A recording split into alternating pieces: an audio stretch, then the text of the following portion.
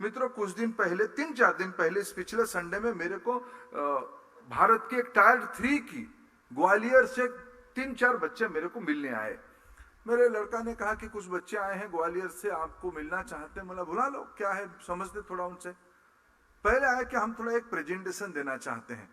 मैं फिर आपके सामने कैंडिडली एडमिट करूं, यार बच्चे ये ग्वालियर से आए हैं, मेरे को क्या कह रहे हैं कि आपके वहाँ पावर पॉइंट प्रेजेंटेशन देंगे, मेरे संडे को क्यों खराब कर रहे हैं। इसे मैंने सच में सोचा। मैं बोला चलो, मेरे ऑफिस में कहा कि थोड़ा देखो बच्चे आए हैं तो थोड़ा तलाश दे क्या उनके अंदर है। अनंत जी ने, जिसको अपने मित्र की एनजीओ के माध्यम से आदिवासी बच्चों को पढ़ाने के लिए उन्होंने एक वर्चुअल मॉडल ऑफ टीचिंग को देखा, ऐसे कुछ चीज उन्होंने देखना शुरू किया। थोड़ा मैं शिक्षा मंत्री, मेरे मन में भी थोड़ा, इस बीच में मैंने थोड़ा शिक्षित हो चुका है पिछले 8 महीने में, तो मेरे मन में भी थोड़ा अहंकार थोड़ा बहुत आया है। तो मैंने कहा कि चलो ये वर्चुअल लैब आप बना रहे हो। बोले ना। तो फिर आप क्या ये डिजिटल लैब बना रहे हो? बोले ना। एक लड़का इंदौर आईआईटी, इंदौर की स्टेट इंजीनियरिंग कॉलेज से पढ़ के सिविल इंजीनियरिंग में गया नौकरी करने के लिए कंप्यूटर की दुनिया में। उनको जहां वो इंटरव्यू दिया, उन्होंने कहा कि आपने तो कंप्यूटर साइंस में पढ़ाई नहीं किया, आप उसमें पढ़ नहीं सकते हो। फिर वो गया कोचिंग करने के लिए किसी के पास।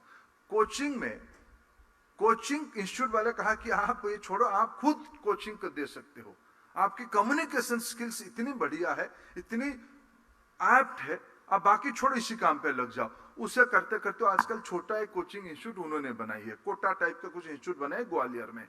उससे पढ़ के 2 आईआईटीएन उन्होंने, उसकी विद्यार्थी, एक रुड़की से एक चेन्नई से, मद्रास आईआईटी से पढ़ के, तीनों मिलके और 2 और बच्चे मिलके 5 लोग एक स्टार्टअप बनाए।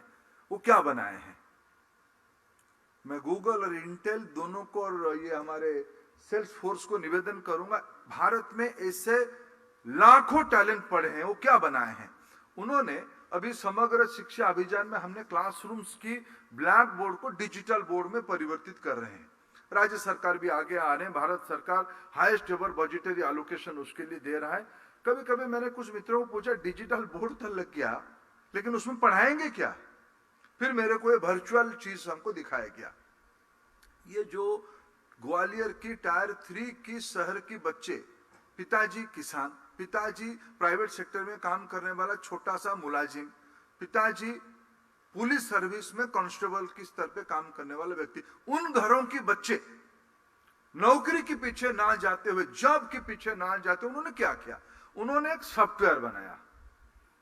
उन्होंने एक सॉफ्टवेयर बनाया जिस सॉफ्टवेयर ने एक टीचर को, मैं साइंस की स्टूडेंट नहीं हूं, मैं सोशल साइंस की स्टूडेंट हूं, मेरे लेकिन जितने समझ बन पाई है, मैंने उनको पूछा ये क्या है। उन्होंने एक एक्सपेरिमेंट मेरे को बताया कि देखो उसमें हम क्या डेवलप किए हैं। हमने ये डेवलप किया है कि जो उन्होंने मेरे को एक जेई एडवांस की एक क्वेश्चन दिखाए कि पिछले 2 साल पहले जेई एडवांस में फोर्स, फिजिक्स में फोर्स यानी क्या होता है, कैसे उसको आंसर करना, एक प्रश्न दिखाए। इसको जब टीचर क्लासरूम में पढ़ाता है, कैसे पढ़ाता है? फोर्स को मेजर करने के लिए कोई तो पढ़ाया होगा, कोई विद्यार्थी को कोई टीचर ने अपने ब्लैक बोर्ड में चौक के माध्यम से या कोई ग्राफिक्स के माध्यम से पढ़ाया होगा, या कोई वर्चुअल एक्सपेरिमेंट में पढ़ाया होगा।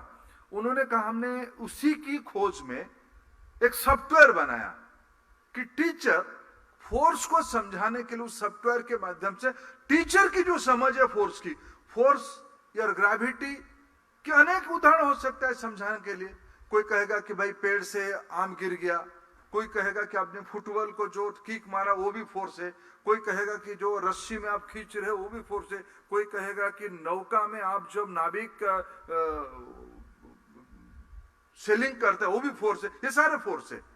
वो टीचर के अंडरस्टैंडिंग को अनमंडल करने के लिए, टीचर अपने इनोवेशन को, अपने कल्पना को ब्लैक बोर्ड तक लाने के लिए जो बेसिक टेक्नोलॉजी आज जो मौका देती है, कोडिंग करके उन्होंने भारत की टीचरों को उस फ्रीडम देने के लिए, उसकी इनोवेशन को एक्सप्लेन करने के लिए एक सॉफ्टवेयर बनाया। और पिताजी किसान ही है, पिताजी प्राइवेट सेक्टर में, यानी प्राइवेट सेक्टर कह रहा था, ग्वालियर में क्या प्राइवेट सेक्टर होगा, कोई सेठ जी के वहां घर गांव ऑफिस में काम करते होंगे, कांस्टेबल की बेटा है, ऐसे बैकग्राउंड के लोग आज इनोवेटर बन रहे हैं। मित्रों, ये अपॉर्चुनिटी है। अगर हमें 17 करोड़ बच्चों को और 35 करोड़ अभी के बच्चों को, यानी 52-53 करोड़ बच्चों को अगर, और 52-53 करोड़ कहें, ये यंग पॉपुलेशन है भारत की, यही है डेमोग्राफिक डिविडेंड। ये पूरा यूरोप को ऊपर हो जाता है, अमेरिका का ये 1.5 गुना ज्यादा है। ये मेरे पोटेंशियल है।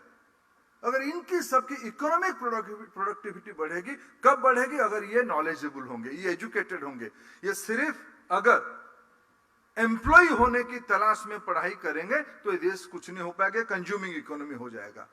ये एक एम्प्लॉयर होने वाला इकोनॉमी बनानी पड़ेगी, एंट्रप्रेन्योर वाला इकोनॉमी बनानी पड़ेगी, रामनाथ गोयनका वाला इकोनॉमी बनानी, एजुकेशन देना पड़ेगा।